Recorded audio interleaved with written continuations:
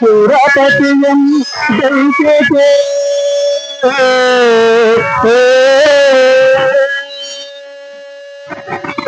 ಪುರಪತಿಯ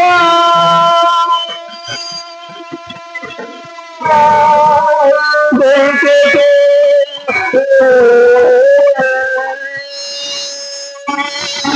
ಶರಣಿಡಲಾರದ ರಾಜ್ಯಭಾರಂ ಜನತಾ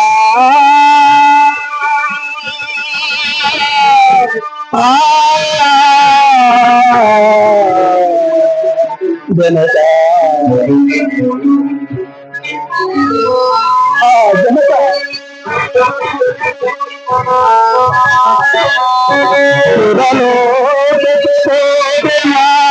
ಜನತಾ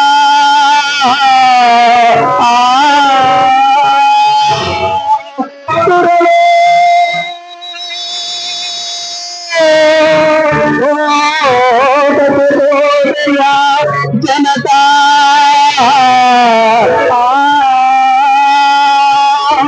ಧರಣಿಯೊಳಗೆ ನಿಂತು ಓರೆಯ ಜನತಾ ಜನತಾ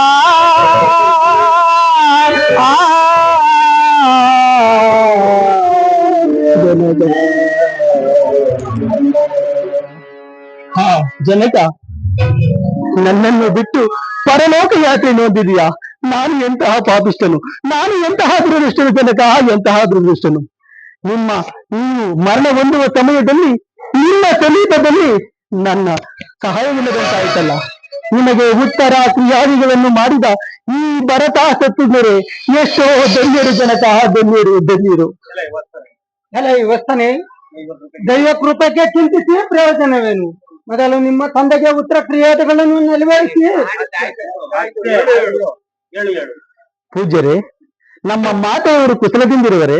ರಾಮಚಂದ್ರ, ನಿಮ್ಮ ಮಾತೆಯವರು ಯಾವಾಗಲೂ ನಿಮ್ಮ ವಿನಾಗದಿಂದ ಅಮೃತಲಾಗಿ ಪೀಡಿತಲಾಗಿ ಅಂಬಾಲಿಸುತ್ತಿರುವರು. ಈ ಭರತ ಕುಮಾರನಿಗೆ ಎಷ್ಟು ಒಡಂಬಡಿಸಿ ಹೇಳಿದರೆ ನನ್ನ ಮಾತನ್ನು ಕೇಳದೆ ನಿಮ್ಮನ್ನು ರಾಜ್ಯಕ್ಕೆ ಕರೆದುಕೊಂಡು ಬರಲು ಬಂದಿರುವರು. ಸಹೋದರ ಭರತ, ಪಿತೃವಾಕ್ಯ ಪರಿಪಾಲಿಸುವುದು ಮಕ್ಕಳಾದ ನಮ್ಮ ಕರ್ತವ್ಯವಲ್ಲವೇ ಸಹೋದರ? ಆದ್ದರಿಂದ ನೀವು ಹೋಗಿ ರಾಜ್ಯಭಾರವನ್ನು ಮಾಡುತ್ತೀರಿ.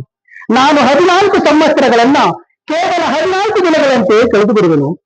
ಅನುಜ, ಕೇಳು. ಆದರೆ ನಾನು ಈ ಪ್ರಭಾವದ ಕೋಟವಾದ ದೇಶವನ್ನು ಆಳುವ ಶಕ್ತಿ ನನ್ನಲ್ಲಿರುವುದೇ. ನನಗೆ ನೀನು ಯಾತಕ್ಕೆ ಹೇಳ್ತಿರುವೆ? ನೀನು ರಾಜ್ಯಕ್ಕೆ ಬಂದು ರಾಜಭಾರವನ್ನು ಮಾಡುವಂತ ನಿನ್ನನ್ನು ನಾನು ಬೇಡಿಕೊಳ್ಳುವೆನು. ಅನುಜ, ಭರತ, ಪಿತೃವಾಕ್ಯ ಪರಿಪಾಲಿಸುವುದು ಮಕ್ಕಳಾದ ನಮ್ಮ ಕರ್ತವ್ಯವಲ್ಲವೇ ಸಹೋದರ? ನೀವಿನ್ನು ಹೊರಡಿರಿ.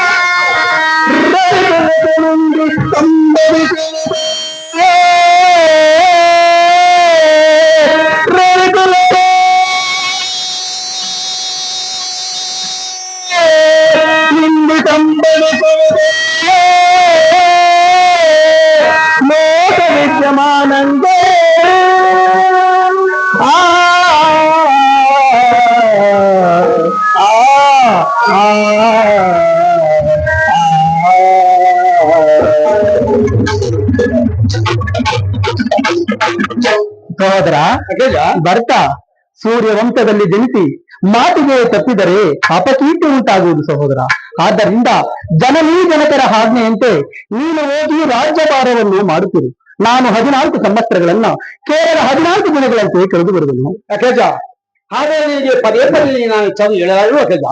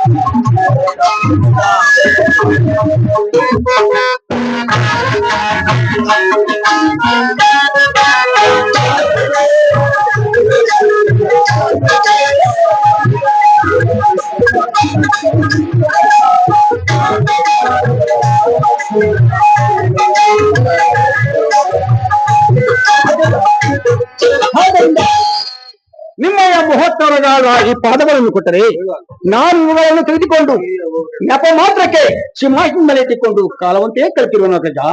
ಸಹೋದರ, ನಿಮ್ಮಂತ ಸಹೋದರನನ್ನ ಪಡೆದ ನಾನು ಎಂತಹ ಭಾಗ್ಯಶಾಲಿ. ಹಾಗೆ ಆಗಲಿ, ನಿಮ್ಮ ಹಂಗೆ ಆಗಲಿ, ತೆಗೆದುಕೊಳ್ಳಿ. ಆಗಬಹುದು ಅಗ್ರಜ. ಅಗ್ರಜ, ಆದರೆ 14 ಸಂವತ್ಸರವು ಕದ್ದು ಮರುದಿನವು ನೀನು ಬಾರದವರಿಗೆ ಖಂಡಿತವಾಗಿ ನಾನು ಅಗ್ನಿ ಪ್ರವೇಶಗಳನ್ನು ಮಾಡಿಕೊಳ್ಳುವುದು ನಿಜ. ಸಹೋದರ,